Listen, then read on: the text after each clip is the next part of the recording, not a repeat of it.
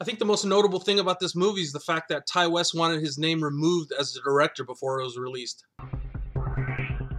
What's up, everybody? Back today with another review in my Cabin Fever series. This time it's going to be Cabin Fever 2 Spring Fever, directed by Ty West. Or if you listen to him, he had nothing to do with the way the finished product came out. But it's basically he said, she said story between him and the producer. And basically he helped write the script. He did all the photography.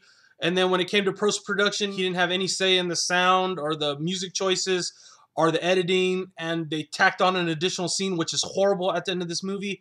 But the producer claims that it's 90% his vision, that they, of course, had creative differences, and he wasn't involved in anything in post-production. He tried to have his name removed, and it was not allowed, so wow. But the story this time in Cabin Fever 2 is that the water has managed to find its way into a high school, and just like the first film was like an homage to 70s, 80s horror, this one is kind of a homage to the 80s John Hughes style movies where you had like a nerd who's in love with a pretty girl, and there's a jock involved in there. It's the last night where he can profess his love for her. And of course, I grew up in the 80s. I fall for those stories, and I'm the underdog when I was in high school too, so I like the story. Noah Segan plays the lead nerd. His role is very good. I mean, sometimes the lines feel a little but he delivers them with passion, and you can tell he's there. All his roles, I always like him in all his movies. I've never seen him in anything I didn't like. As far as the gore goes in this one, there's some pretty good gore, some pretty good gross outs in this one. Like the first one, it's not very scary. And then they also involve this other plot line, which is kind of like comedy relief, because it involves Deputy Winston from the first film.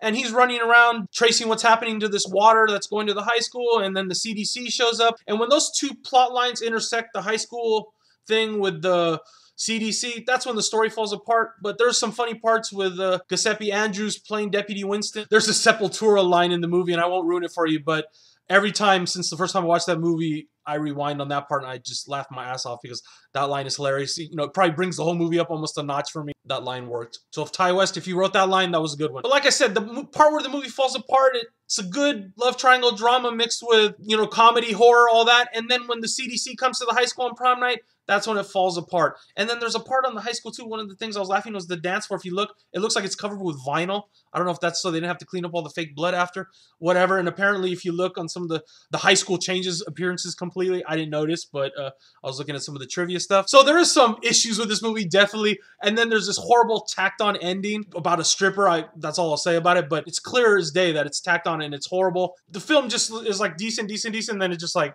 goes off a cliff, basically. So 3 out of 5 for Cabin Fever 2. I'm not going to go on too much about it. But what do you think about the animated stuff? Do you think Ty West just wanted to get his name off a bad movie that he made? There are some Ty West elements to it, but it just doesn't feel like one of his movies. It's too fast-paced, especially at the end. What's your thoughts on it? Let me know down below, and I'll be back with Cabin Fever 3.